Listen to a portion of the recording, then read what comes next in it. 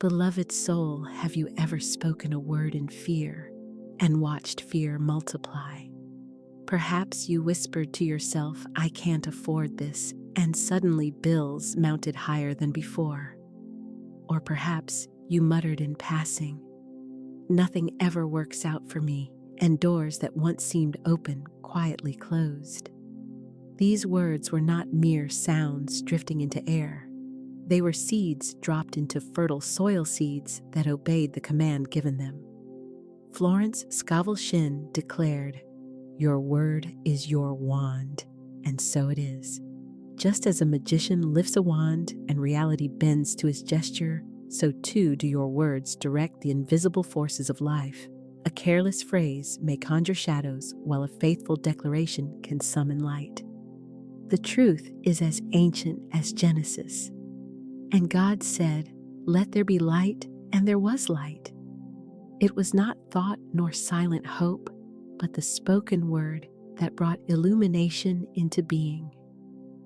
The word carried power, and the universe obeyed. When you speak, you stand as a creator within your own domain. Every declaration is a brushstroke on the canvas of your life. Words are not passive. They are active forces bridging the unseen to the seen, commanding substance to take form. Have you considered that every statement you make is a decree signed with the authority of your belief? Imagine now a garden rich with dark, fertile earth. You hold in your hand two types of seed, one of thorn, one of rose. Each word you utter is one of these seeds. Plant the thorn, and surely in time it will grow and pierce. Plant the rose, and fragrance will fill the air. Life is no respecter of which seed you choose. It simply brings forth what you plant. If you scatter seeds of lack, they will multiply. If you sow seeds of abundance, they too will return to you in harvest. A woman once came to me weary and burdened. Her days seemed filled with struggle, her nights with worry. "I don't know how I'll make it through," she would often say. Those words, though simple, were spells cast upon her path, and her life obeyed, becoming darker each time the phrase escaped her lips. But one day, she learned the truth. Your word is your wand. She began hesitantly at first to say, instead, "I am provided for in miraculous ways. All that I need flows to me now." At first, her heart doubted, but her lips continued. Soon, the atmosphere shifted. Unexpected income arrived. A friend offered help. Opportunities blossomed. What had changed? Only this: her words turned from thorns to roses, and the soil of life bore a new harvest. Beloved, pause now and reflect. What spells have you been casting over your life? Have you whispered despair when you could have declared joy? Have you spoken doubt when faith was waiting on your tongue? Do not judge yourself harshly. Simply awaken to the truth. Your words hold power, and today you may choose anew. Say within yourself, "I speak with authority. My words are seeds of abundance. I plant only that which I wish to harvest." Allow the image of the seed to linger with you. Feel the weight of it in your palm, small but mighty. See yourself bending toward the earth of your own life, planting seeds of prosperity, love, and radiant health. Know that the soil is rich, ready, waiting only for your command. From this moment forward, let your speech be sacred. Guard your tongue, for it is the wand in your hand. When you speak, speak as one who knows that invisible supply rushes to obey. The unseen world is listening, leaning close, awaiting your decree. Will you call forth scarcity, or will you summon abundance? Let your word be light. Let it be truth. Let it be a declaration of faith that parts the veil of doubt and reveals the riches already prepared for you. And if this message has touched your heart, beloved, I invite you to walk further with us. Subscribe to stay updated with new relaxing videos and support this channel so we may continue to create peaceful content to help you rest, recharge, and rise in abundance. Your word is your wand. Speak wisely, for the garden of your life is listening. Have you ever felt as though an unseen hand was closing every door before you could step through?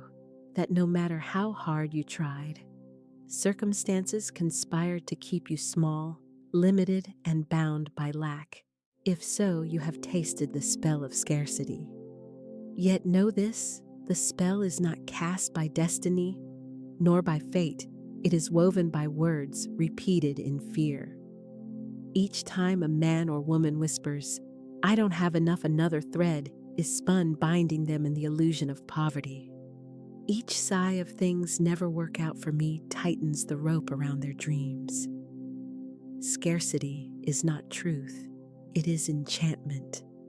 And what is spoken in fear becomes multiplied until the shadow seems more real than the light. Florence Scovel Shinn taught us that words of doubt are like drops of poison into a well. Imagine a village drawing its water from a single source. At first, the water is pure, clear, and life-giving, but someone unaware drops a small measure of poison into it. One word of fear, another of worry, a sigh of hopelessness. Day by day, the poison gathers, and soon the very well that should sustain life becomes the source of sickness. So it is with the fountain of your speech. Every fearful declaration pollutes it further until the waters of your experience run bitter. Yet the antidote is simple: speak life, and the well is cleansed. Declare abundance, and fresh waters rush forth. Every word of faith is like clear rain from heaven, washing away the residue of fear. A man once came heavy with debt and despair. He could see no way out, for each bill seemed larger than the last. His lips were accustomed to sighing, "I am drowning. I will never escape." And as he spoke, so his experience confirmed. One day, in desperation, he decided to test the truth. Instead of repeating his old refrain, he began to say, "God is my supply. My needs are met in miraculous ways. The doors of provision are open to me now." He said it trembling at first, for he did not believe. But he continued. Each declaration became a key turning in a lock. One day, a small opportunity appeared, unexpected, yet perfectly timed. Another day, a friend offered help. Little by little, the walls of debt weakened until he walked free. Do you see, his circumstances shifted only when his words shifted? The poison was cleansed by the antidote of truth. Beloved soul, what words have you been repeating in secret? Have you been telling yourself, "There is never enough"? Have you muttered, "Things are always against me"? These are spells of lack, and you hold the wand that can break them. Say instead, "I live in an abundant universe. Supply flows to me with ease. My words are keys that unlock the treasury of heaven." Let the sound of those words fall like rain upon the soil of your life.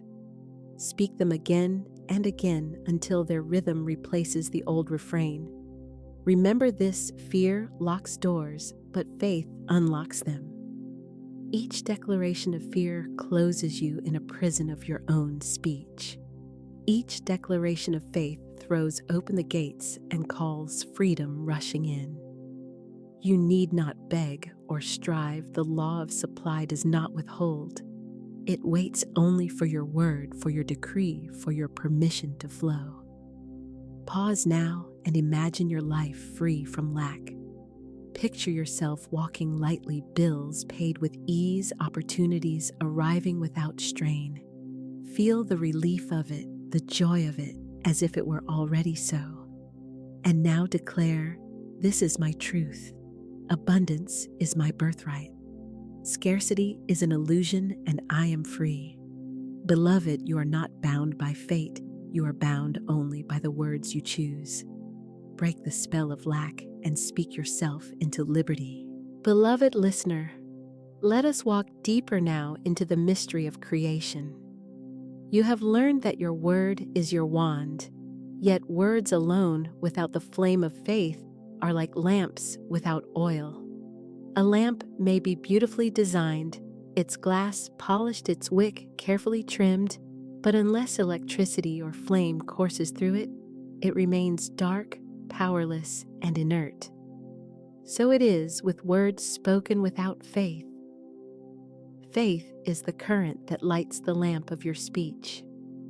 Faith is the fire that breathes life into your declarations.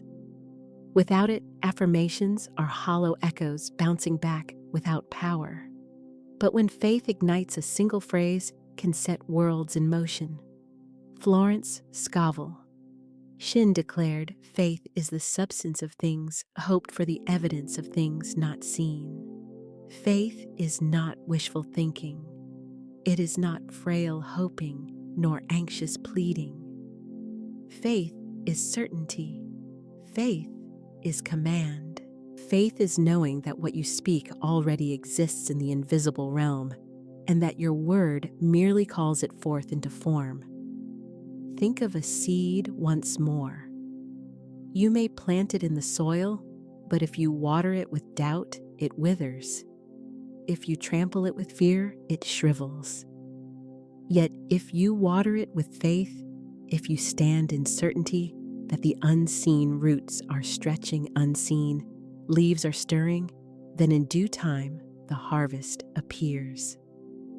Faith is the invisible nourishment that calls forth life from the seed of your word.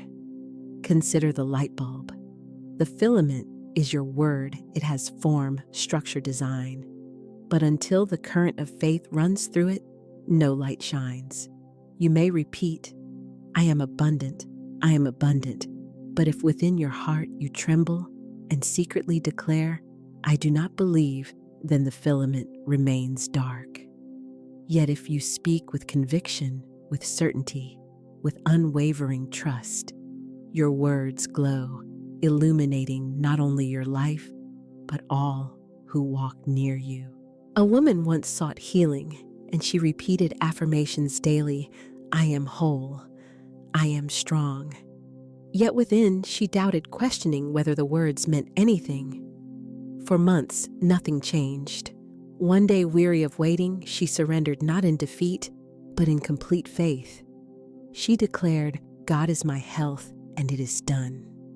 Her words were no longer timid hopes, but blazing commands. From that moment, strength began to return, and her body obeyed the faith that ignited her words. Beloved, do you see the difference? Words without faith are like empty shells. Words with faith are charged with divine electricity. Say it now with me: faith speaks, faith commands, faith creates. Let the rhythm of these words drum within your spirit. Say it again: faith speaks, faith commands, faith creates. Do you feel the fire rising? That fire is the creative power that has always been within you. It does not hesitate. It does not waver. It stands in certainty, declaring what is unseen as though it were already visible. Pause and imagine your life lit by this fire.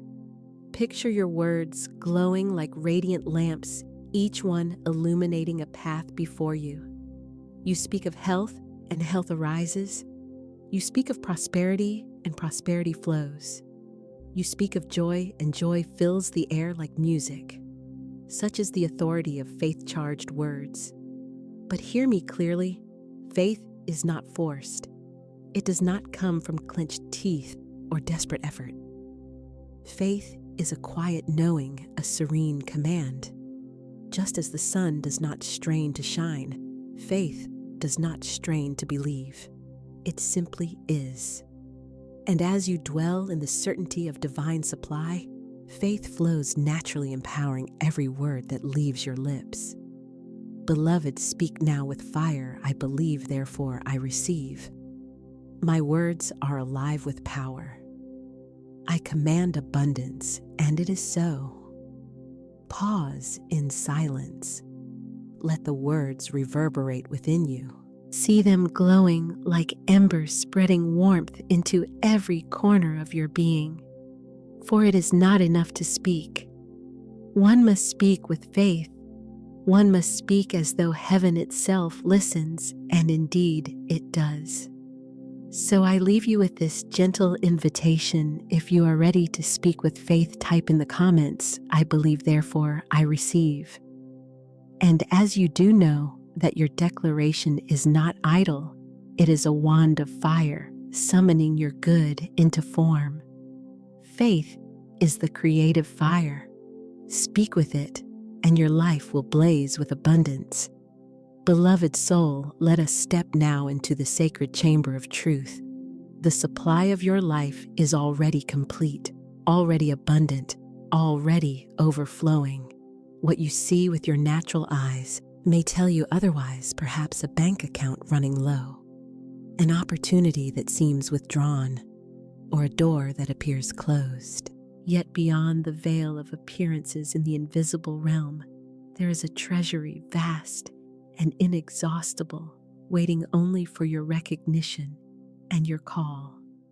Consider this: when the children of Israel wandered in the wilderness, did they hunger and perish? No, for manna fell from heaven each morning, sufficient for their need.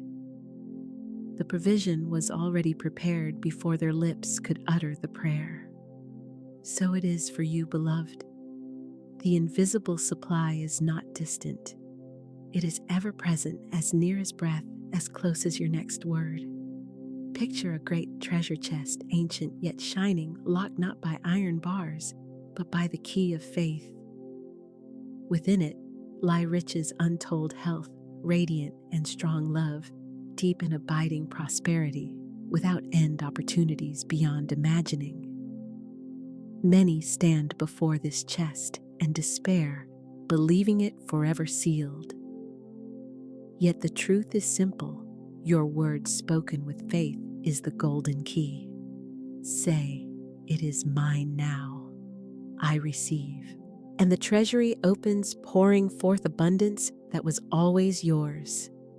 Have you ever noticed how great innovators, visionaries, and creators drew from this unseen storehouse?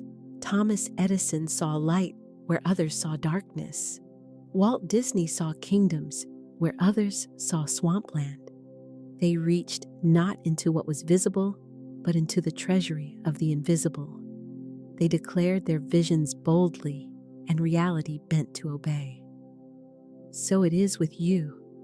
The supply is not created by effort. It already exists in the realm unseen, waiting for your decree to summon it into form.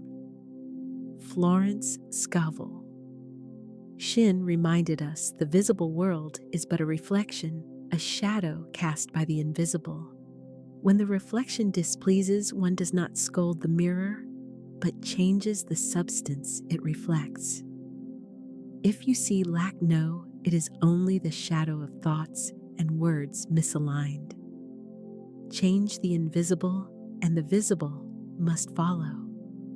Pause now and let your imagination open the invisible vault. See yourself stepping into a chamber filled with light. Shelves of blessings rise before you. Gold coins that represent provision, glowing jars that hold radiant health scrolls inscribed with opportunities, treasures of love and joy. This treasury is not locked against you. It is your inheritance, waiting only for your word to claim it. Say now with conviction, the invisible treasury of supply is open to me. I draw forth health, wealth, love, and joy. What I speak is mine now, for it already exists in the unseen. Let the truth sink in. You are not waiting on supply.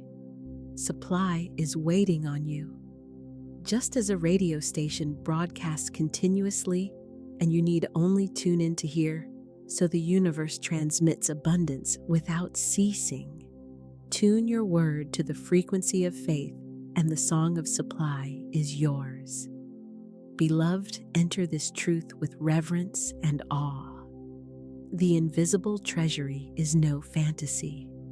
It is the reality more real than what your eyes perceive. And every time you speak with faith, you reach into that vault and bring forth treasures into the visible world. The door is open. The treasure is yours. Claim it now.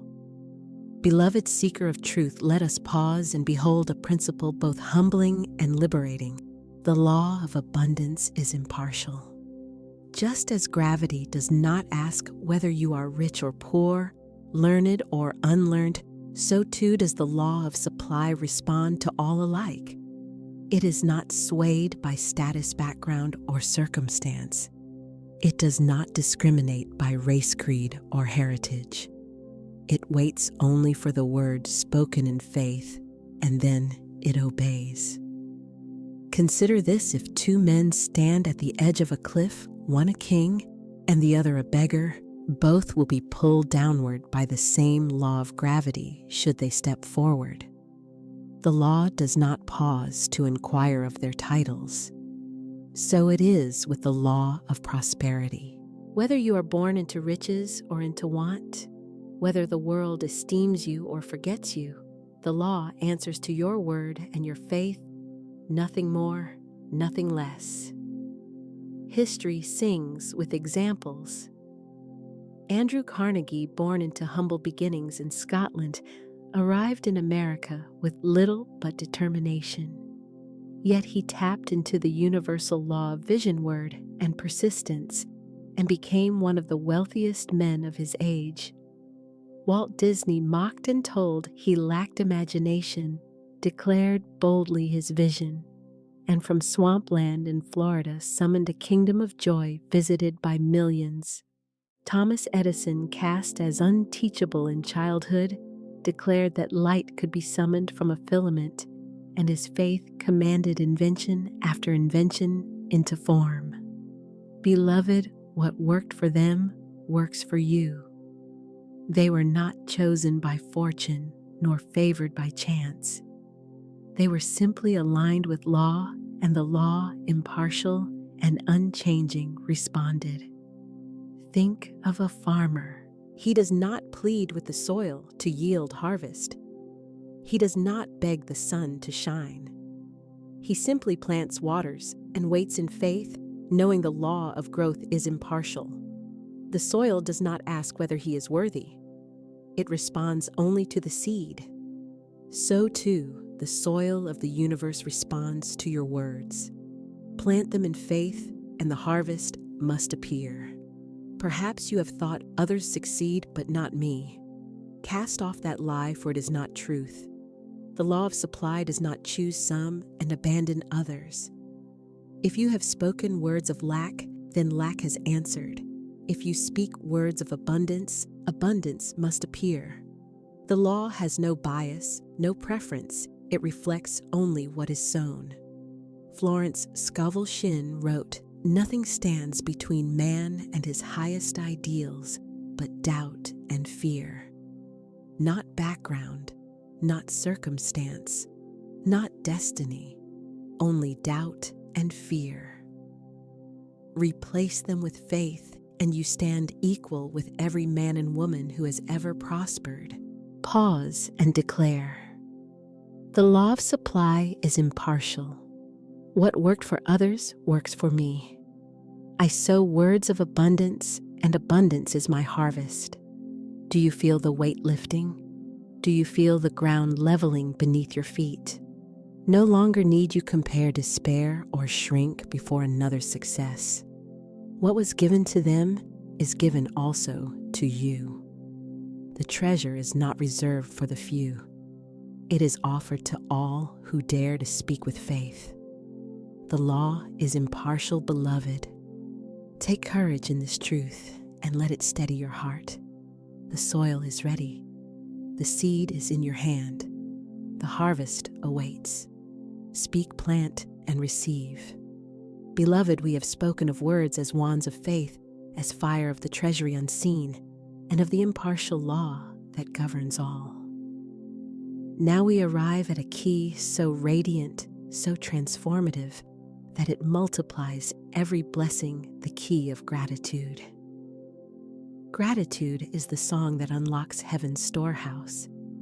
It is the fragrance that calls forth roses from the soil. It is the multiplying power that turns little into much, that expands the flow of good until it overflows. Florence Scovel Shinn taught gratitude opens the door to abundance. When you bless what you have, no matter how small, you place it under the law of increase. When you complain of what you have, no matter how large, you place it under the law of decrease. Life listens to your song, blessing multiplies, complaint diminishes. Consider the story of Jesus feeding the multitude. 5 loaves and 2 fishes, hardly enough for a crowd. Yet what did he do? He lifted his eyes and gave thanks. In gratitude, he blessed the little, and the little became much. Loaves multiplied, fishes increased, and all were fed with baskets left over. Beloved, gratitude works the same miracle in your life. Bless the dollar in your hand, and it multiplies like loaves and fishes. Bless the opportunity before you, and it expands into more.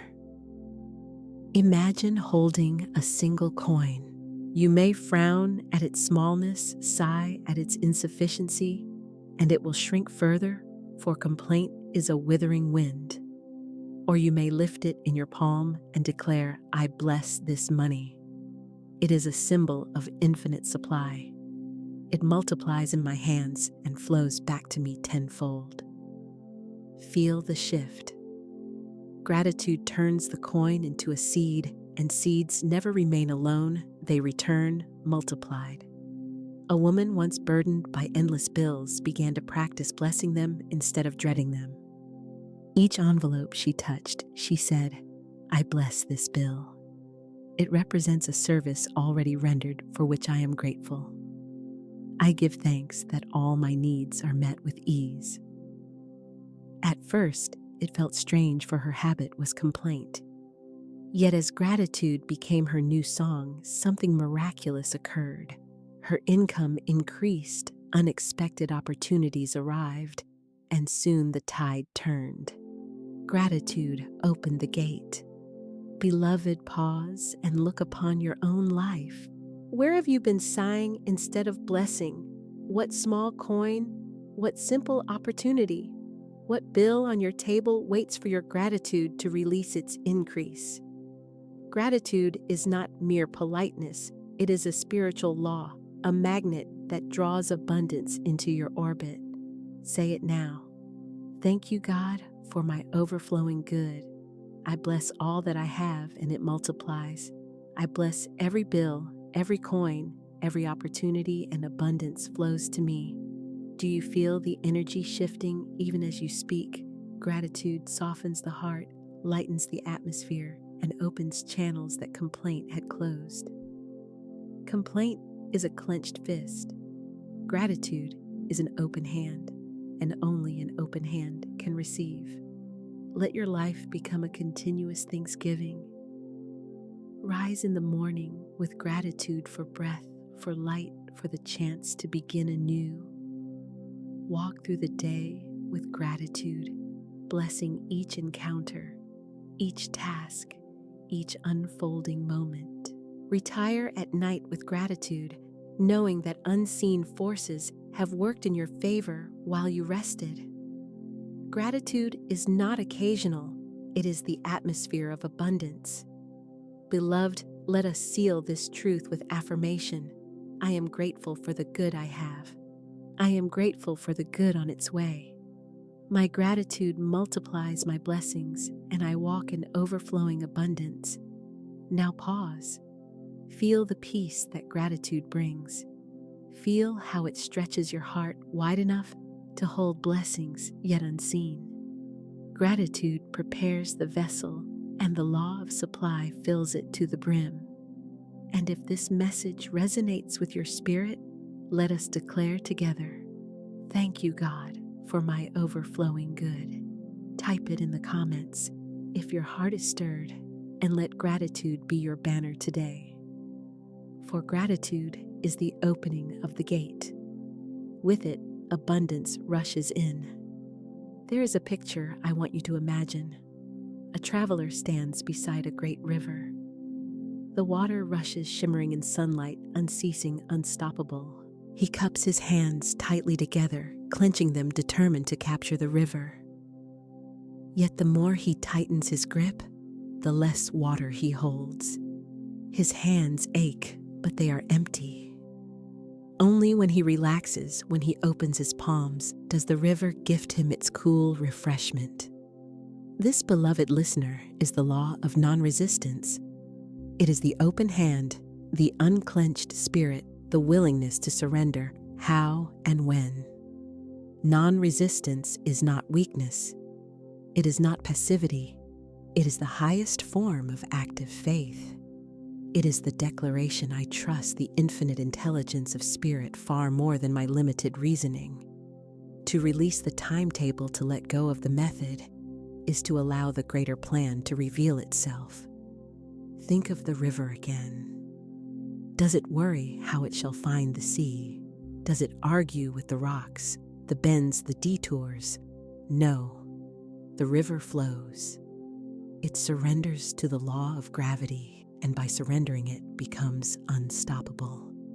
So it is with you. The moment you let go of how and when, you step into the same divine current.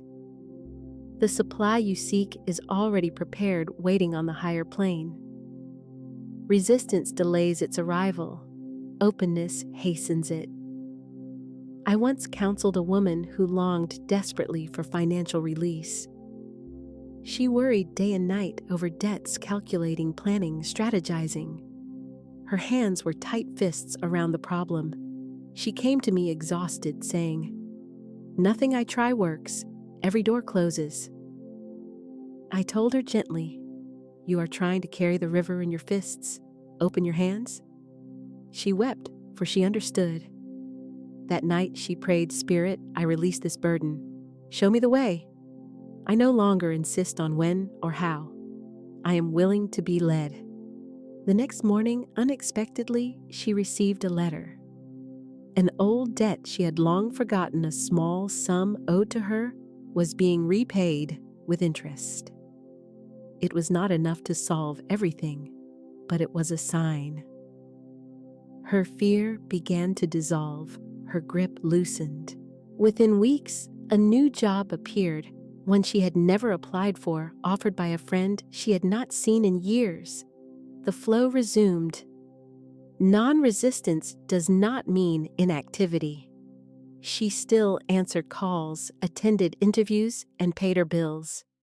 But she no longer resisted the flow by demanding that spirit operate according to her plan. She opened her hand, and the river rushed in. Perhaps you too are weary of clenching, of holding life so tightly that nothing can enter. Perhaps you have said, "If it doesn't happen by Friday, it will never happen." That is resistance. That is trying to dictate to the infinite.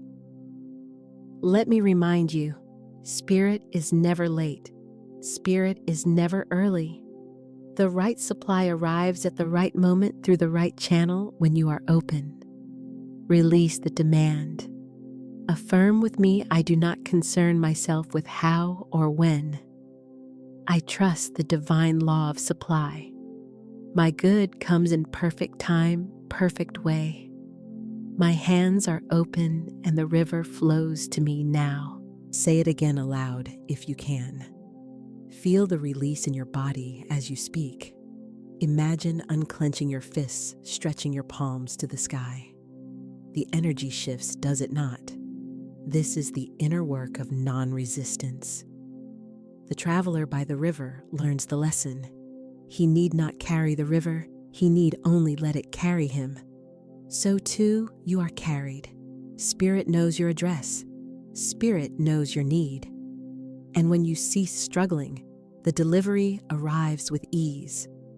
Imagine, if you will, a village with only one well. This well is the life source of the people, their place of gathering, their hope for refreshment. But one day, the well becomes poisoned.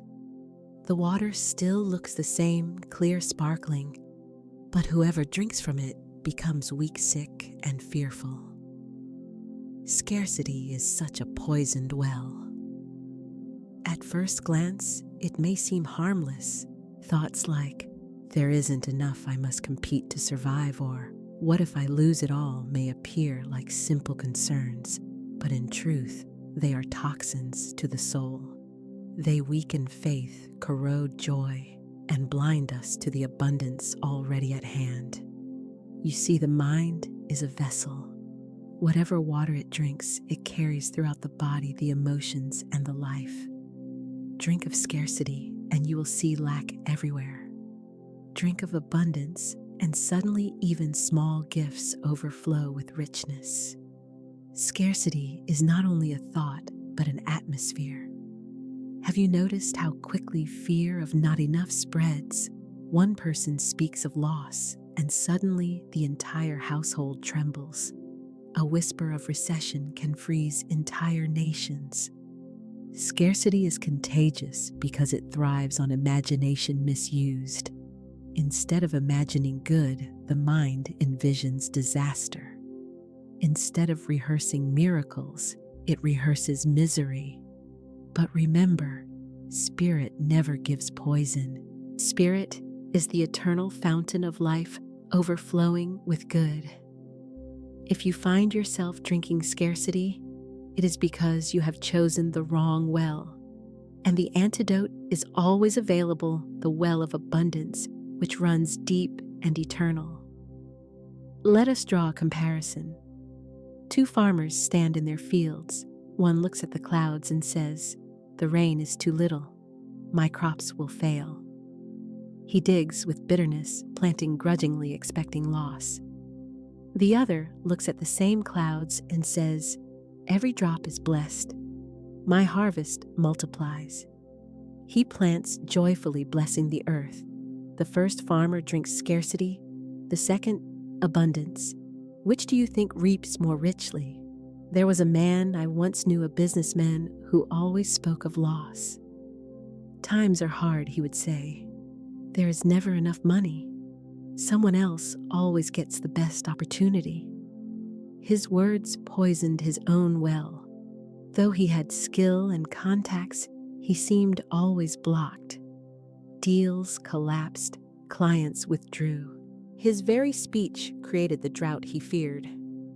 One day, after losing yet another contract, he sat in despair. I said to him, "You have been drinking poisoned water. Every time you speak of lack, you pour more venom into your well. But spirit is never poor. Choose a new well today." He resisted at first. The poison of scarcity feels logical, it seems like realism. But faith is higher logic. So he began slowly to bless his business. Each morning he declared, "My supply is infinite. I am prospered by the riches of God. There is enough more than enough, always enough." He blessed his phone, his office, his empty calendar. At first, nothing changed, but he persisted. He stopped speaking of failure and spoke only of abundance. And then, within a few weeks, clients returned. New opportunities opened often from directions he had never imagined. The poison drained away, replaced by clear water. His business prospered not because the economy shifted, but because his well was healed.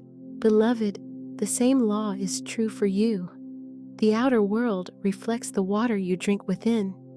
If you sip scarcity, you will find it everywhere.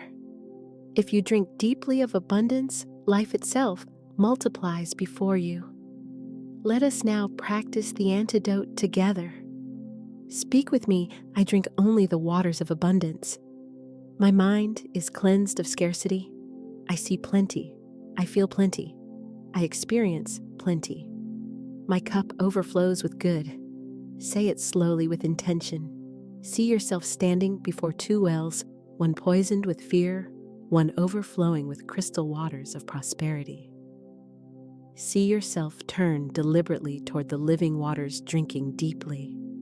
Let it flow through you, cleansing every cell, every thought, every word. Scarcity shrinks the world. Abundance expands it. Scarcity whispers, there is not enough for all. Abundance proclaims, my Father's house has many mansions. There is more than enough for every soul. Which voice will you follow? Which well will you choose? Remember, Spirit's supply cannot be exhausted. The poisoned well of scarcity is but an illusion, a counterfeit spring. The truth is abundance, endless, eternal. Drink of it daily, and your life will shine with health, prosperity, and joy. Imagine a river that has been flowing for thousands of years. It winds through valleys, over rocks, across plains, carving its way toward the sea. Then one day, a boulder falls, blocking its usual path. Does the river stop? Does it declare, there is no more way for me, no beloved? The river reroutes. It flows around, under, or over the obstacle. Nothing can prevent water from finding its destination. So it is with the channels of supply. Spirit is the river. Supply is the water. You are the land, the receiver. And though one channel may close, infinite others remain open. Too often, we mistake the channel for the source. A job, a client, a family member, a government program, we believe that these are the givers of our good. But they are only streams, not the fountainhead. Spirit alone is the source. Jobs, people, circumstances, these are channels through which Spirit pours. If one channel dries up, another appears because the source is eternal. Let me share a story.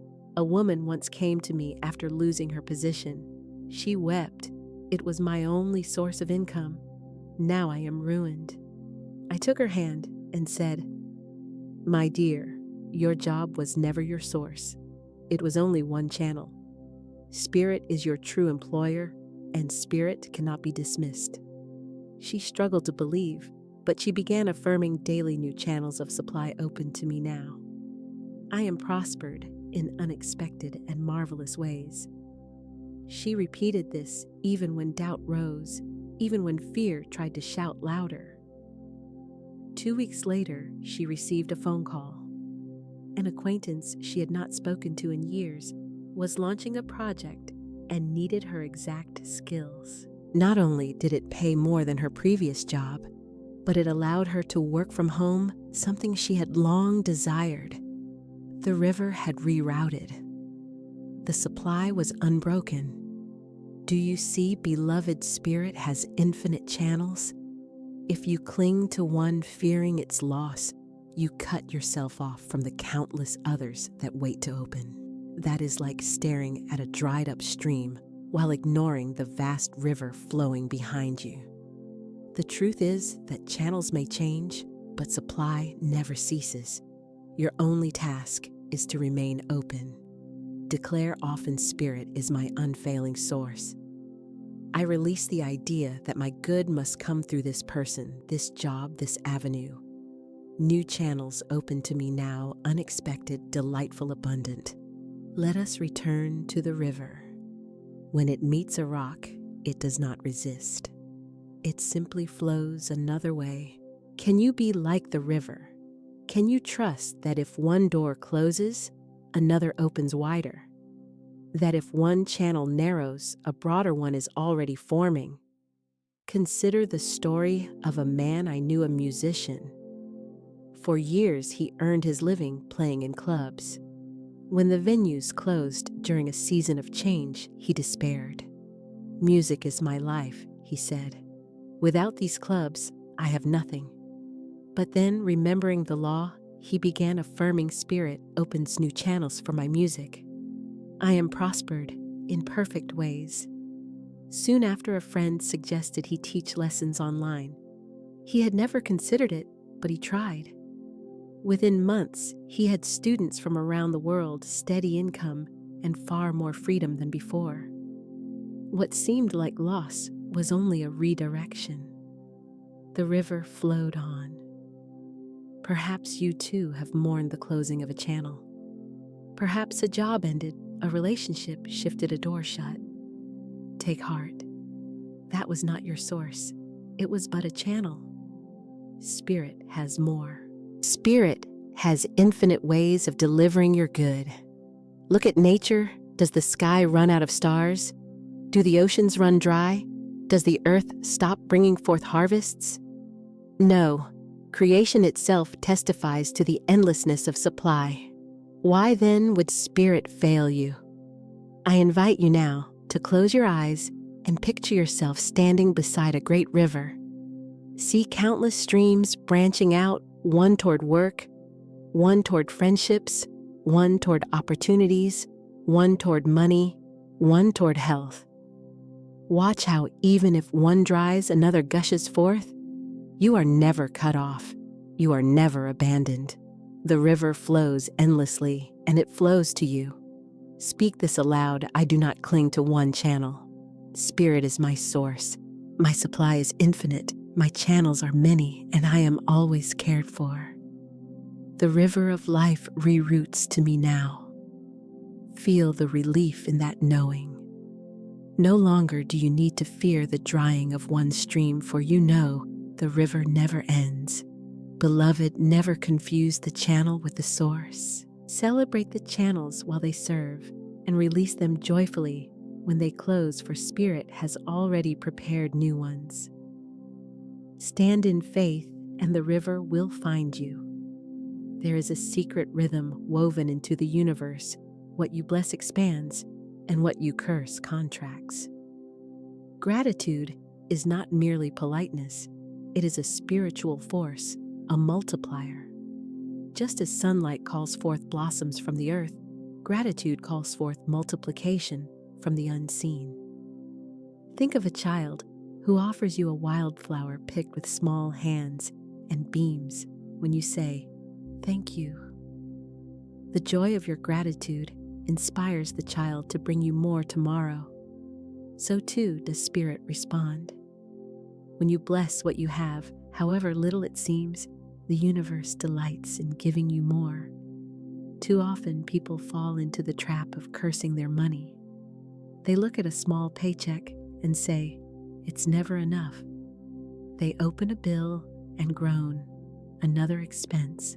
They speak words of complaint, not realizing that every word is a command to the subconscious, every word a seed sown in the soil of the unseen. To curse your money is to plant weeds in the garden of your prosperity. Gratitude, by contrast, is the water of multiplication. To look at a single coin and declare, "You are blessed. You are multiplied. You return to me increased 1,000-fold," is to activate a law that cannot fail. I recall a young man who was drowning in debt. He despised every bill that came in the mail. He would crumple them, curse them, and throw them into a drawer. His energy was poisoned, and his finances reflected it. I told him, "Begin today to bless every bill. When one arrives, hold it gently and say, 'I bless you. You represent services already rendered.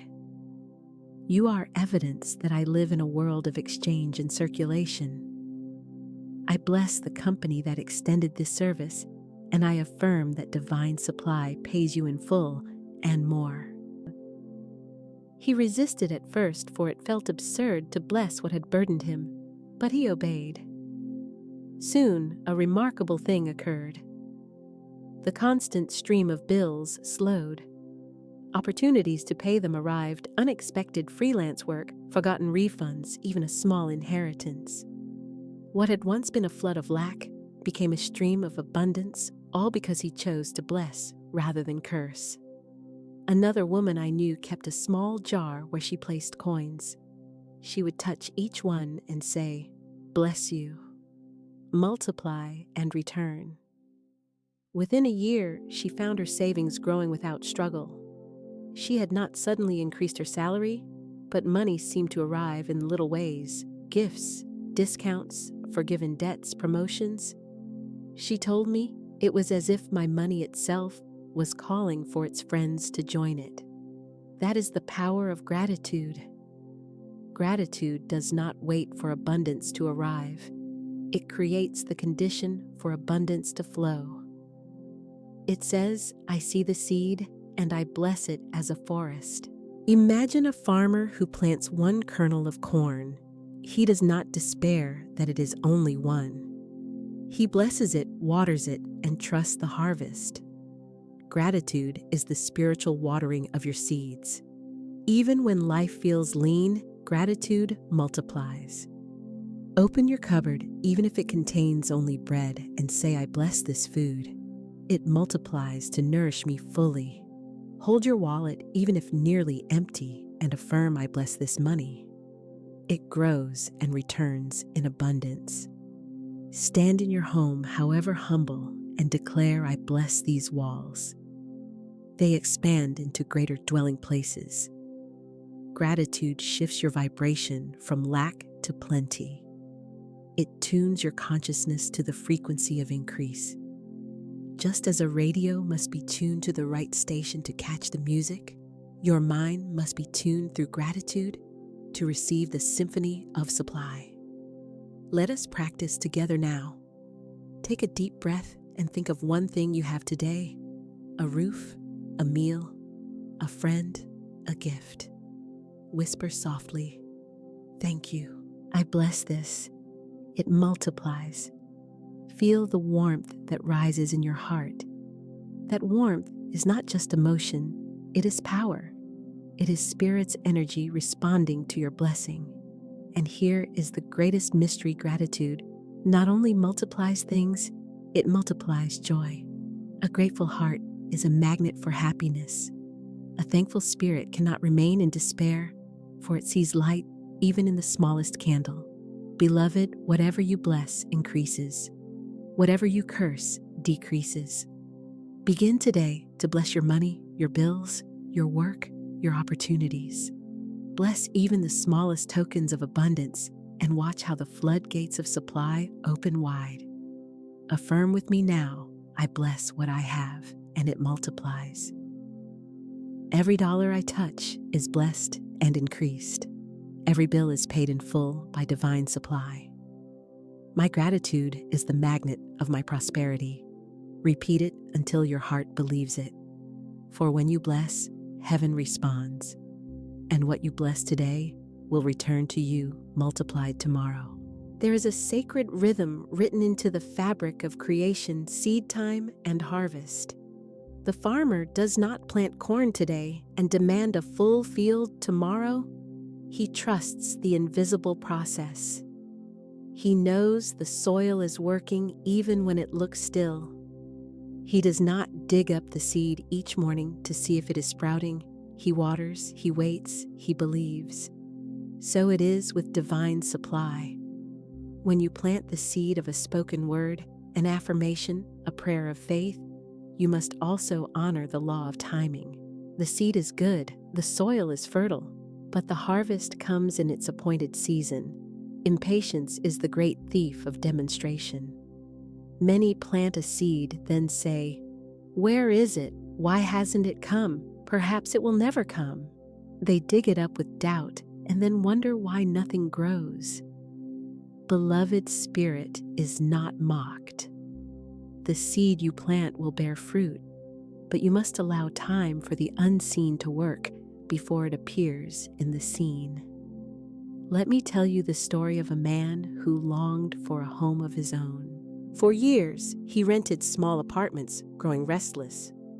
One day, he began affirming, "The perfect home is prepared for me. Spirit leads me to it in perfect time." He cut out pictures, blessed them, and thanked God for his home. But months passed and nothing appeared. His friends mocked him, saying, "You are a dreamer." He nearly gave up. Yet he held on, repeating his affirmation daily, blessing every dwelling place he passed. 1 year later, when he least expected it, a relative contacted him. They were moving abroad and wished to sell their house quickly at a price far below the market. The location was perfect, the timing precise. He told me, had I received a house earlier, it would not have been this one. Spirit was preparing this exact blessing. What looked like delay was preparation. Spirit had not forgotten him. The soil was at work. Sometimes your seed must grow roots before it can rise above the surface. If it sprouted too quickly, it might wither. Spirit waits until you are ready, until conditions align, until the blessing will endure. The waiting is not punishment, it is protection. Think of the mother carrying a child. Would you demand the baby be born in 3 months instead of 9? To rush the process would endanger both mother and child. So too, to rush divine supply is to risk a premature manifestation, something not yet strong enough to last. Your task is to plant to water with faith and to wait with patience. Faith says, though I see nothing, something is happening beneath the soil. My harvest is assured. Patience is the proof of your faith. I knew a woman who prayed for financial release. She affirmed daily, unexpected income arrives in perfect time. For months, nothing seemed to happen, yet she persisted.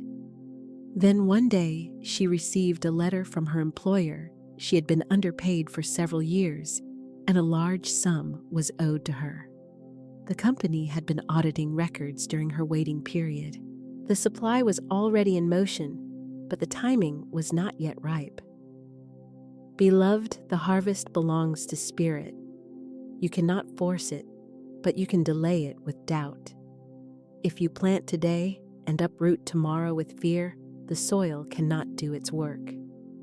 But if you plant once water daily with gratitude and trust the law, you will surely reap. Let us affirm together, I plant my seeds in faith. I water them with words of gratitude. I trust divine timing. My harvest appears in perfect season, abundant and secure. Say it again. Feel the calm that comes from surrendering the timetable. The seed is planted, the soil is working, your part is done. And remember, when your harvest comes, it will not be late, it will not be early, it will be precisely on time.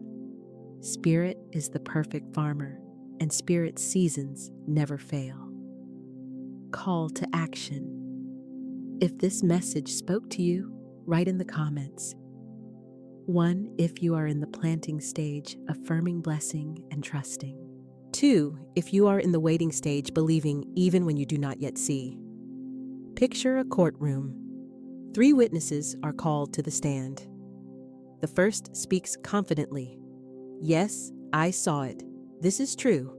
The second takes the oath and declares, no, I saw the opposite. It is false. The third, trembling, says, I am not sure. Perhaps it is true, perhaps not. The judge, hearing these contradictions, shakes his head. No verdict can be given, for the testimony does not agree. So it is in the court of Spirit. Your thought is one witness. Your word is another. Your feeling is the third. When all 3 agree, the law of demonstration pronounces the verdict, and your manifestation appears. But when they contradict one another, when thought says one thing, word another, and feeling a third, the case is delayed. Spirit cannot bring forth a verdict on confusion. Florence Scovel Shinn often said, your word is your wand. But what happens if you wave the wand with one hand and push it away with the other? The magic dissipates. True power comes from alignment. Let us take an example. A woman says aloud, I am prosperous. But in her thoughts, she whispers, I hope this works, but it probably won't. And in her feelings, she holds tight to fear, imagining unpaid bills and empty cupboards. Thought, word, and feeling are not aligned. The court is in disagreement. The verdict of prosperity is delayed. Now imagine another. A man affirms, "I am divinely supplied." His thoughts echo, "Yes, this is possible. Spirit is infinite." His feelings swell with gratitude even before the evidence appears. The three witnesses nod in agreement. The verdict is pronounced. The law of demonstration goes into effect. Soon, the evidence in his life confirms what was already aligned within. Alignment is not always easy, for the subconscious is stubborn. You may speak prosperity, but old patterns of thought whisper lack. You may think positively, but your heart feels heavy with fear. This is why persistence is essential, why affirmations must be repeated until the subconscious accepts them, why feelings must be trained like a muscle toward joy. Think of a choir. At first, the singers are scattered out of tune, but the conductor lifts his hand, and one by one the voices align, harmonizing into a single song. Your mind, mouth, and heart must become such a choir. When they sing the same melody, heaven resounds. Let me tell you a story. A young man longed for healing from an illness. He affirmed often, "I am whole, I am strong." But in his thoughts, he feared, "What if I never recover?" And in his feelings, he saw himself as frail. His three witnesses were divided. One day, he chose a new practice. Each morning, he spoke his affirmation aloud, then sat quietly until he could feel it in his body. He imagined himself running, laughing, breathing freely. He pictured health so vividly that his feelings began to shift. Soon his thoughts followed, saying, "Perhaps this truly is possible." Within months, improvement came. Doctors were astonished at his progress. He had aligned the witnesses, and the court of spirit delivered the verdict. Beloved, you must understand, it is not enough to speak words like a parrot. The words must be believed in thought, and they must be felt in emotion. The subconscious accepts only what is impressed with feeling. Do not despair if your alignment is imperfect today. This is the work of spiritual practice to bring your three witnesses into harmony. Begin gently. When you speak an affirmation, pause and ask, "Do my thoughts agree? Do my feelings agree? If not, adjust." Repeat until the inner court is unanimous. Let us try together now. Speak aloud, "I am prosperous. I am divinely supplied.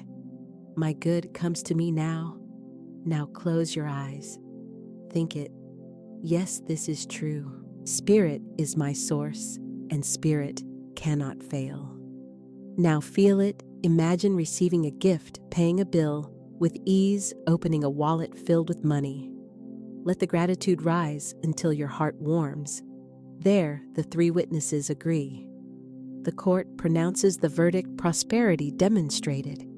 Alignment is not a one-time act, but a lifestyle. Just as a garden must be weeded daily, so must you check your thoughts, words, and feelings. Are they speaking the same truth? If one wanders, call it back to harmony. I knew a woman who taped her affirmations to her mirror. Each morning, she would say them aloud, then look into her own eyes until she believed them. If doubt arose, she would not scold herself, but gently realign. Come back, thought. Come back, feeling. Let us agree. Over time, her life blossomed. Her outer world reflected her inner harmony. Beloved, spirit longs to give you your good. The law of supply is perfect, but it awaits your agreement. When thought, word, and feeling unite, nothing can prevent the harvest. Affirm with me now. My thoughts, my words, and my feelings are one. I think prosperity. I speak prosperity. I feel prosperity. The three witnesses agree, and my demonstration appears.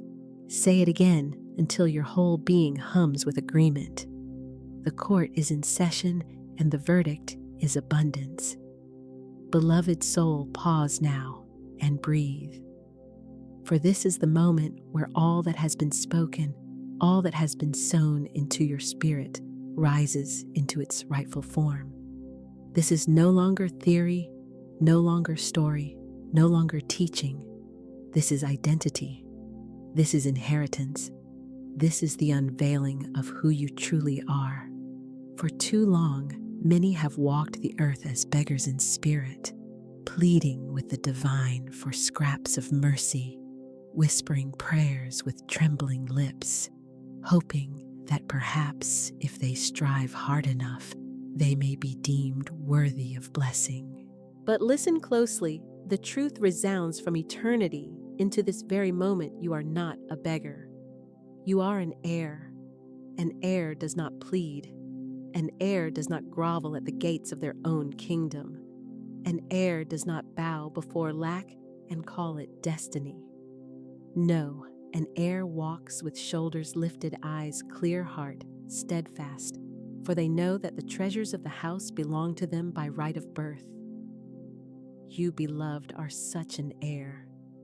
The kingdom of abundance was not built for the few, nor for the elite of earthly power. It was woven into the fabric of life itself, inscribed into your being when divine breath kissed your soul. You were born into this inheritance. It was never lost. It was never withheld. Only veils of doubt have obscured it. Only the shadows of false belief have hidden it from sight. But now the veil is torn, the shadow dissolves, and the truth emerges in radiant light. You are an heir of abundance. See it before you. A royal hall of infinite supply, its doors flung wide, not to strangers, not to supplicants, but to family, those who carry the seal of belonging. Imagine yourself stepping into that hall. The marble beneath your feet gleams with light. The walls shimmer with gold, and fountains of living waters cascade with song. Every jewel, every treasure, every storehouse of blessing bears your name. You belong here. You are not a guest. You are blood of the royal line. Hear it. The divine whispers, all that I have is yours. Not some, not in part, not one day, but this day. All that I have is yours. And so you rise, no longer asking with uncertainty, but declaring with authority. For when an heir speaks, they do not beg the treasury to open. They command with the seal of their inheritance. Let the old language fall away, now the language of lack of fear of waiting. Replace it with the tongue of royalty, the language of certainty, the speech of one who knows. Say it now aloud, not as request, but as decree. I am an heir of abundance. Let it roll through your chest. Let it echo in your bones. Let it thunder in your spirit. Again, I am an heir of abundance. This declaration is not mere words. It is the unlocking of the vault. It is the shifting of your stance from the outer gate to the inner chamber. It is the claim of identity, the alignment of self with truth. Do you feel the shift? The begging posture dissolves. The shoulders straighten. The gaze lifts. The heart remembers. You are clothed in garments of royalty. You are crowned with the diadem of divine supply. You are seated at the banquet table of eternal provision. Every time you choose to speak this truth, you re-enter the hall. Every time you affirm your inheritance, you silence the whispers of lack. Every time you declare your heirship, you step deeper into embodiment. For the world is filled with noise, voices crying, "There is not enough, you are unworthy, you must wait, you must strive." But heirs do not heed the cries of falsehood. Heirs stand firm, declaring, "I am an heir of abundance." Say it again now with even greater boldness. As though the very walls of limitation must crumble at your sound, I am an heir of abundance. Yes, that vibration resounds not only in your own body, but ripples through the atmosphere, calling forth supply, aligning opportunities, and commanding doors to open. For the law of demonstration is clear: what you claim, you become. What you speak, you embody. What you declare, you draw into form. Therefore, today you cease to be a seeker and rise as a possessor. Today you cast aside the beggar's bowl and lift the heir's scepter. Today you know who you are. An heir walks differently. They walk with certainty. They walk with peace. They walk with expectancy. And so must you. Begin now to walk in this truth in your imagination. See yourself stepping into your workplace, into your relationships, into your finances, into your very day, not as one scrambling for scraps, but as one carrying the fullness of divine inheritance. Your words shift. No longer will I be provided for, but all provision is already mine. No longer I am waiting for abundance, but abundance flows to me now. No longer I am not enough, but I am the rightful heir of more than enough. And as you hold this identity, life itself bends to match your stance. Doors appear where there were none. Allies arise where you once stood alone. Solutions spring where problems once seemed fixed. Why? Because creation recognizes the authority of an heir. So declare it again. This is your CTA, your call to action, your command to the universe itself. I am an heir of abundance. Say it until every cell within you vibrates with knowing. Say it until the ground beneath your feet seems to pulse with agreement. Say it until doubt itself bows before your certainty. For this is who you are. This is what you have always been. And this is what you will forever remain: an heir of abundance. Beloved soul, now that you have claimed your identity as heir, the next step is to walk in it daily. For what is claimed once in a moment of revelation must be nurtured, repeated, and reinforced until it becomes the unshakable rhythm of your life. An heir does not forget who they are when they wake each morning. An heir does not lay aside their crown with the night's rest. No, their identity accompanies them in waking and in sleeping, in rising and in lying down. And so too must your practice of decree become a daily rhythm, a steady heartbeat of abundance. You see, the spoken word is not a single flame, but a continual fire. It is not a spark that flickers and fades, but a torch that must be carried daily to light the path. When you decree supply, when you affirm abundance, when you speak truth into the silence of your morning and the hush of your evening, you are not merely repeating words. You are etching reality. You are weaving the fabric of demonstration.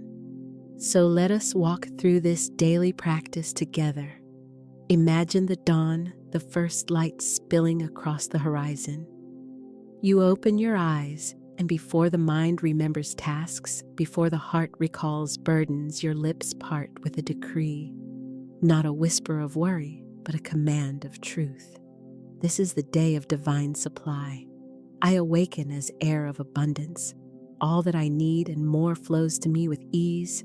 Pause and breathe as you hear yourself speak it. Notice the shift. Your body aligns with expectancy. Your mind clears. The heaviness of old thought dissolves, and the new day begins, not with striving, but with certainty. Throughout your day, continue. When you rise from bed, decree, my steps are guided by divine wisdom. Opportunities unfold before me. Doors open with ease. When you dress, decree, I am clothed in favor. I am robed in abundance. I walk in majesty and dignity. When you sit to eat, decree, This table is a symbol of endless supply. I am nourished by the infinite storehouse of the divine. When you step into work, decree, my work is blessed. My hands prosper. My efforts multiply with grace and ease. And in every quiet moment when the world's noise tempts you to fear or lack, respond not with silence, but with sound. Declare again, I am an heir of abundance. Supply flows to me now, for repetition is power. Rhythm is law. The ocean does not strike the shore once and depart. It moves in steady waves again and again until its presence reshapes the very coastline. So too do your daily decrees shape the landscape of your life. Each word spoken with faith is a wave of power striking against limitation, carving out new channels for abundance to flow. And just as rhythm is key, so too is tone. Speak not as one uncertain, but as one assured. Not as one requesting, but as one possessing. Each declaration must carry the resonance of command. Let us now enter into a cycle of affirmations, together a rhythm of decree that you may adopt as your own daily practice. Speak them with me now, slowly, firmly, as though each word is a stone laid into the foundation of your life. I rise in abundance. I walk in abundance. I rest in abundance. The divine is my endless source. Supply is my constant companion. Money comes to me in expected and unexpected ways. I am favored, guided, and prospered in all that I do. Every bill is paid, every need is met, every good desire is fulfilled. I am an heir of abundance, and I live from that truth daily. Repeat them not once, but until they flow like breath itself. For it is said, what you repeat, you become. Beloved, understand this is not mechanical ritual. This is not vain repetition. This is the song of the soul aligning with eternal law.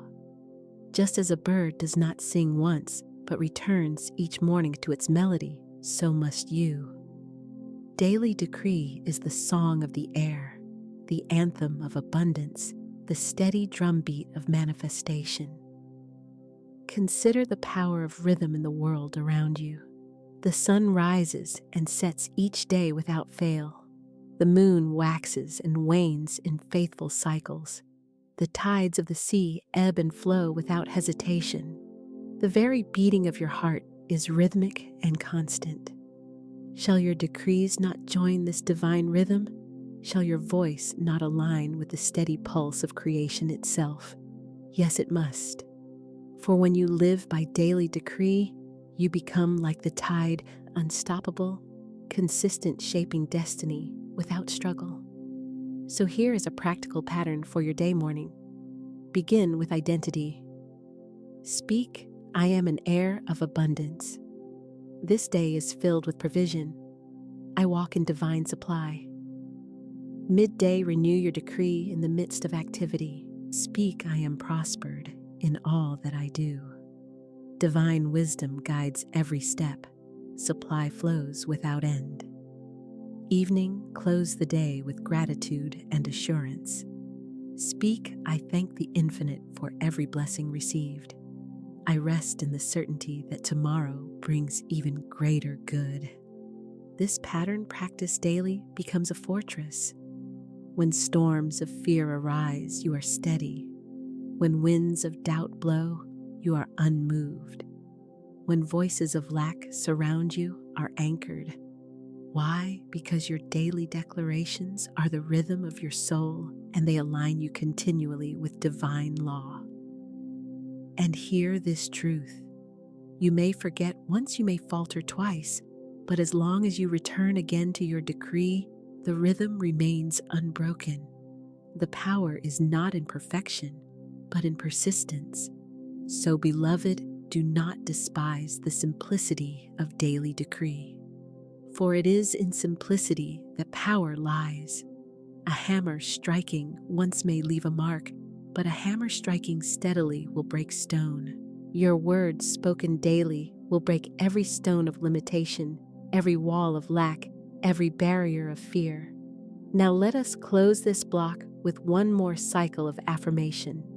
Speak aloud as heir, as possessor, as commander. I am an heir of abundance. Supply is my birthright. My daily decrees shape my reality. I live in rhythm with divine provision. I am abundantly supplied today and always. Say it once more with conviction. Say it as though heaven itself leans in to listen. I am an heir of abundance. I am abundantly supplied today and always. And so it is. Beloved, pause once more and let us step deeper. You have declared your heirship. You have learned the practice of daily decree. But now comes the fuller embodiment, living in rhythm with divine law. For abundance is not an event. It is not a single moment, a fleeting miracle, a one-time blessing. Abundance is a rhythm, a current, a flow. To live in supply is to live as the ocean lives, not in sudden bursts, but in endless waves, rising and falling, moving and returning, steady, eternal, unbroken. Look to the sea. Its waves kiss the shore again and again, never weary, never ceasing. The tide may retreat, but only to gather strength for its return. The ocean does not question whether it has enough to give. It simply flows, for its source is vast and endless. So too must you. When you live in rhythm with divine law, you cease to grasp at abundance as though it were rare, and instead, you trust the steady pulse of provision. You know that if one wave seems to recede, another is already forming beyond sight. You release the fear of not enough because you dwell in the certainty of always more. This rhythm is not hurried. It is not anxious. It does not strain or strive. It flows with ease. And this is the great shift from living as though life is a battle for scraps to living as though you are carried upon the waves of divine supply. Imagine yourself now standing upon the shore. Feel the sand beneath your feet. Hear the crash and retreat of the waves. Breathe with the ocean. Inhale as the tide rolls in, exhale as it flows back. This is the rhythm of life. This is the rhythm of law. Supply moves toward you. Supply moves through you. Supply moves beyond you. But always, always, it returns again. Say with me now, I live in rhythm with divine law. Supply flows to me as steadily as the waves of the sea. And again, with deeper conviction, I live in rhythm with divine law. Supply flows to me as steadily as the waves of the sea. Do you feel the peace in that, the release of tension, the loosening of the old grip of fear? That is the gift of rhythm. For where there is rhythm, there is trust. And where there is trust, there is rest. You see many live as though prosperity is a lottery, a rare stroke of fortune that comes once, if ever. They strain, they chase, they grasp, and in their striving, they lose the ease of flow. But you, beloved, are called to a higher rhythm. You are not chasing waves, you are carried by them. You are not waiting for rare blessings, you are immersed in continual blessing. Let this become your lifestyle, not peaks and valleys of belief, not cycles of feast and famine, but a steady walk in rhythm with divine provision. Prosperity ceases to be a surprise, it becomes your normal. Abundance is no longer a visitor, it is your dwelling place. And so each day remind yourself, I live in rhythm. When a bill arrives, you do not panic, you remember the tide. When a desire rises, you do not despair, you trust the incoming wave. When one stream seems to close, you do not cling, you know another already forms.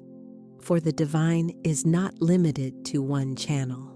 The sea has many waves, and your supply has many streams. The law is endless and its rhythm cannot be broken. Say it again softly now, like the whisper of the tide. I live in rhythm with divine law. I trust the steady flow of supply. Let these words wash over you like water. Feel them soak into your being. Let your breath match the cadence of the ocean. Inhale provision, exhale gratitude. Inhale abundance, exhale trust.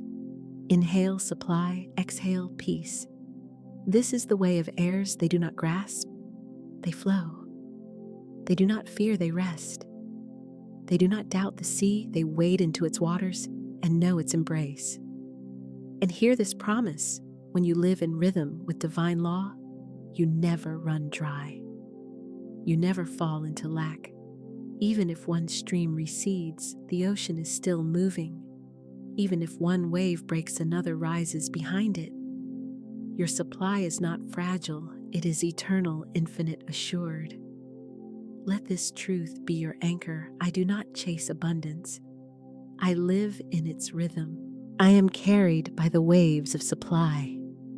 Say it once more with strength. I am carried by the waves of supply. And so, beloved, step now into the great ocean of divine rhythm. Let its waters lift you. Let its waves refresh you. Walk daily in its flow, and you will know abundance not as a fleeting gift, but as your everlasting home. Beloved, the law of demonstration is not theory, it is life, and life tells stories.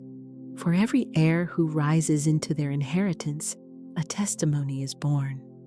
These stories are not mere tales. They are living proofs, echoes of truth, witnesses of abundance made visible. You see, when one soul dares to declare, I am an heir of abundance, and lives it boldly, the world bends to match that word. And others, still trembling on the edge of belief, look on and say, if it was possible for them, it is possible for me. So let us walk together through the testimonies of transformation, stories of faith decree and abundance revealed. As you listen, let these stories not remain distant. Receive them as mirrors, as signs, as previews of your own unfolding testimony. For what the law has done for one, it must do for all.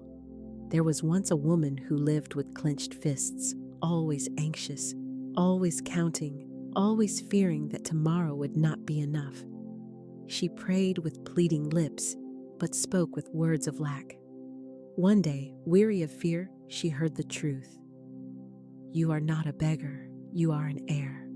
At first, it seemed too high, too daring, but she chose trembling to begin the practice of decree. Each morning she spoke, I am an heir of abundance. My supply is endless. My every need is met.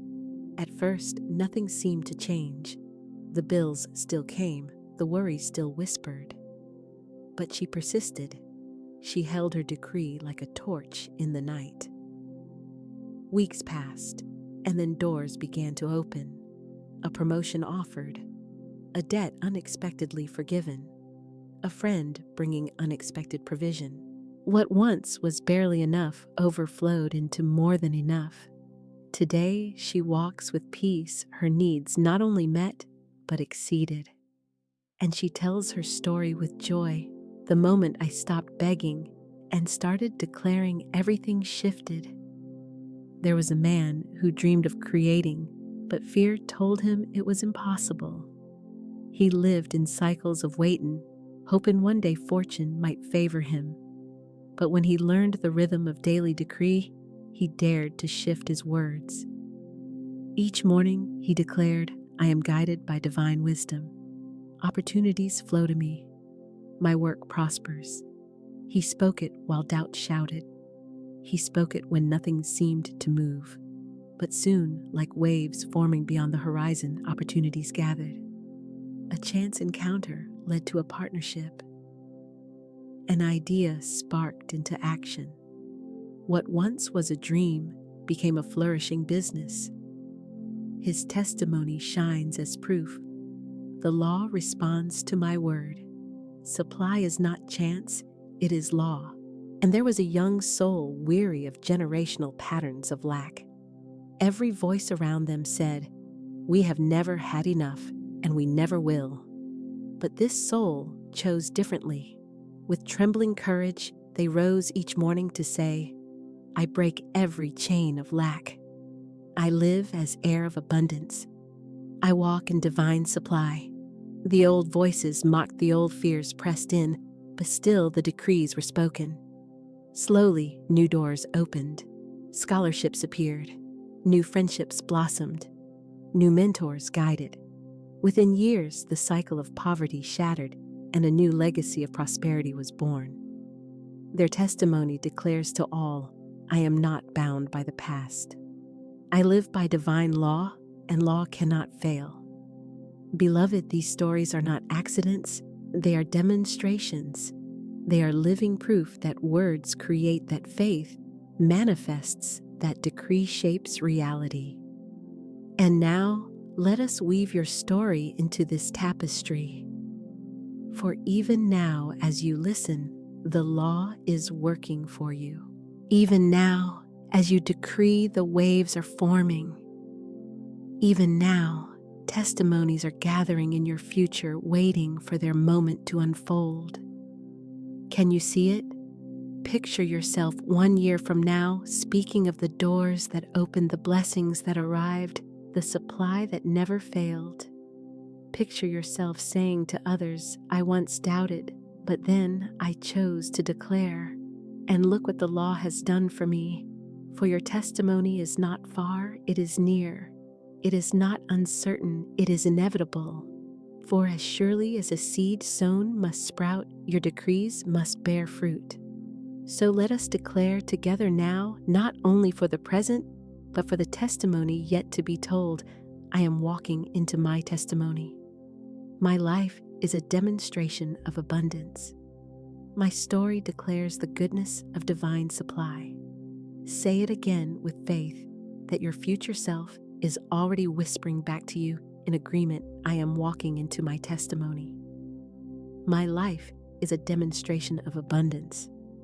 My story declares the goodness of divine supply. Yes, beloved, and know this: when your testimony unfolds, share it. Speak it aloud. Write it. Tell it to those still waiting, those still trembling, those still pleading. For your words will light their path. Just as you have drawn strength from stories, so will others draw strength from yours. For testimony is not only personal, it is generational. Your abundance ripples outward. Your demonstration inspires multitudes. Your story is not only your own, it is a spark for others to rise. And so let us close this block with a vision. See yourself standing before others, speaking your testimony with joy. Hear yourself say, the law is true. Abundance is real. I am an heir, and I live in endless supply. See their faces shining with hope, their hearts rising with courage, their lips beginning to form the same decrees. This is the rhythm of transformation. One testimony begets another. One voice awakens another. One heir rises and the kingdom expands. And so it shall be for you. Beloved, now we come to a sacred pause. We have spoken identity. We have decreed supply. We have walked in rhythm. We have heard testimonies. Now it is time not only to speak, but to sink into being. For meditation is the weaving together of all truth spoken into the very fabric of your soul. So I invite you now, find stillness. Let your body rest. Let your shoulders drop. Let your breath deepen. Release the noise of the day. Release the need to do. Release the urge to strive. For now, you will simply be an heir of abundance, resting in the certainty of your inheritance. Close your eyes. Inhale slowly, deeply. Hold the breath for a moment. Now exhale gently, like a wave receding into the sea. Let your breath become the rhythm of the ocean, steady, calm, endless. As you breathe, Imagine yourself standing in a vast golden field. The sun is rising, its rays spilling warmth over the earth. This field is your inheritance. Every stalk of grain is supply, every breeze is provision, every ray of light is abundance. You are surrounded, immersed, enveloped in infinite good. Place your hand upon your heart and whisper softly, I am an heir of abundance. Feel the words resonate within. Feel them vibrate in your chest. Again, I am an heir of abundance. Now imagine before you a great river flowing clear and shimmering with light. This river is divine supply. It has no beginning and no end. It flows from eternity into eternity, and you stand upon its banks. Bend down now in your vision, cup your hands and drink. Feel the cool sweetness of provision flow into you, refreshing every cell, every thought, every part of your being. Say within, divine supply flows through me. I am nourished, I am sustained, I am filled. Rest here. Breathe. Let gratitude rise. Whisper now. Thank you, infinite source, for every blessing. Thank you for this inheritance. Thank you for endless supply. Pause and let the gratitude swell, for gratitude is the magnet of more.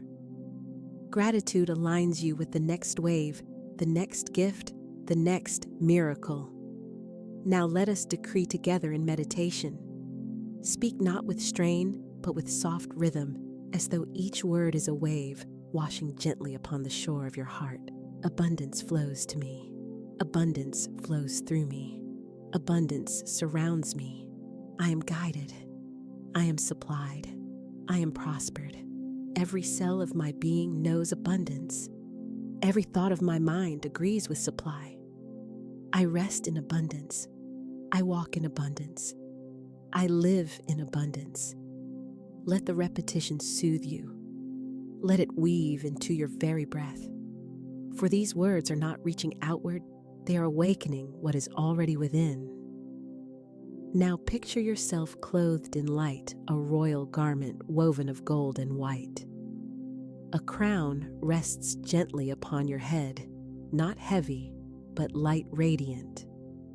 You are seated at the banquet table of divine provision. Before you are fruits, breads, wines, and treasures unending. And around this table sit countless others, all heirs, all shining, all rejoicing. You are not alone. You are part of the great family of abundance. Hear the voice of the divine speak over you. All that I have is yours. You are forever supplied. Walk boldly, for you are my heir. Breathe this in. Feel the truth sink deep. Feel the weight of fear dissolve, the chains of lack fall away, the whispers of doubt silenced. In this meditation, you are not trying to believe you know. Now rest in silence for a moment. Breathe. Feel peace like a blanket wrapping you. Feel joy rising quiet but strong. Feel love embracing you. And when you are ready, repeat after me one last cycle of affirmations. To seal this meditation, I am an heir of abundance. My inheritance is endless. Supply flows now, always, and without fail. I am grateful. I am at peace. I am whole. Sit with these words. Let them echo. Let them linger. Let them carry you even after this meditation ends. For meditation is not escape, it is integration. And now all truth spoken has entered deeper into you. It has moved from mind to heart, from theory to embodiment. You are no longer reaching, you are resting. You are no longer striving, you are being. You are no longer waiting, you are walking as air. Beloved, gently return your awareness to your breath. Inhale deeply. Exhale fully. Wiggle your fingers, your toes. Slowly open your eyes. Carry this peace with you, for it is not left in meditation, it goes with you, within you, around you. You are an heir of abundance, always, now and forever. beloved heir, we have walked together through the opening of truth, the deepening of decree, the rhythm of law, the testimonies of transformation, and the meditation of integration. And now we stand at the threshold of conclusion. Though it is not an ending, it is a beginning. For today, you walk forth clothed in the fullness of your inheritance, charged with the final blessing of abundance. Hear this: the time of waiting is over. The time of striving is ended. The hour of begging is finished. This is the moment of stepping into the fullness of what is already yours. Abundance is not coming, it is here. Supply is not far, it is present. Inheritance is not distant, it is now. You must walk boldly, not timidly, not cautiously, not as one uncertain, but as one who knows. For heirs do not tiptoe into their kingdom, they stride with confidence, carrying the seal of their lineage, bearing the authority of their name. So rise, beloved. Rise in your spirit. Rise in your mind. Rise in your body. Take your place as heir of abundance. Declare it boldly: now I am an heir of abundance. I claim my inheritance now. Say it again, louder, stronger, until your very atmosphere shifts. I am an heir of abundance. I claim my inheritance now. Yes, that is your charge. That is your banner. That is your decree. From this moment, walk as though every step is upon holy ground of provision. Walk as though every breath draws in supply. Walk as though every door before you must open because the heir has arrived. For creation itself recognizes you, responds to you, honors you. You are charged now to live as demonstration. To be the walking testimony, the living proof that divine law works, that abundance is real, that inheritance is sure. You are blessed not only for yourself, but to be a blessing. Your cup runs over that others may drink. Your storehouse overflows that others may be fed. Your prosperity shines so others may awaken. This is not selfish gain, it is divine circulation. For the law of supply flows not into stagnation, but into movement. What you receive, you share. What you gather, you release. What you manifest, you multiply. And as you give, so the flow increases, wave upon wave, blessing upon blessing, without end. So hear the final affirmations, the charge, the blessing. I am an heir of abundance. I live in endless supply. I walk in rhythm with divine law. Everything I touch prospers. Every step I take is guided. Every word I speak manifests. I am blessed. I am overflowing. I am radiant with provision. I am a channel of abundance for others. My life is testimony. My cup runs over forever. Repeat them now, not as practice, but as embodiment. Say them as though you are sealing them into your soul forever. I am an heir of abundance. I live in endless supply. My inheritance is now. And now, beloved, receive this blessing. May every place you step reveal doors of opportunity. May every word you speak carry the weight of manifestation. May every day you rise be filled with the certainty of supply. May lack flee from your presence, and abundance follow you all the days of your life. May peace crown your mind, prosperity fill your hands, and joy overflow from your spirit. You are blessed. You are prospered. You are whole. You are heir. Take this blessing, carry it into your days. Let it be the seal upon your life. When doubts arise, return to this blessing. When fear whispers, return to this decree. When the world trembles, stand firm in this inheritance. For you are no longer who you once were. You are not the seeker, you are the possessor. You are not the beggar, you are the heir. You are not the one waiting, you are the one walking. And your abundance is not future, it is present, it is here, it is now. So step forward boldly, lift your head high, walk in your royalty, shine in your abundance, live as the testimony you were born to be. And so, beloved heir, with this final charge and blessing, I send you forth into the life that already awaits you. A life of supply, a life of demonstration, a life of unshakable abundance. It is done. It is sealed. It is so.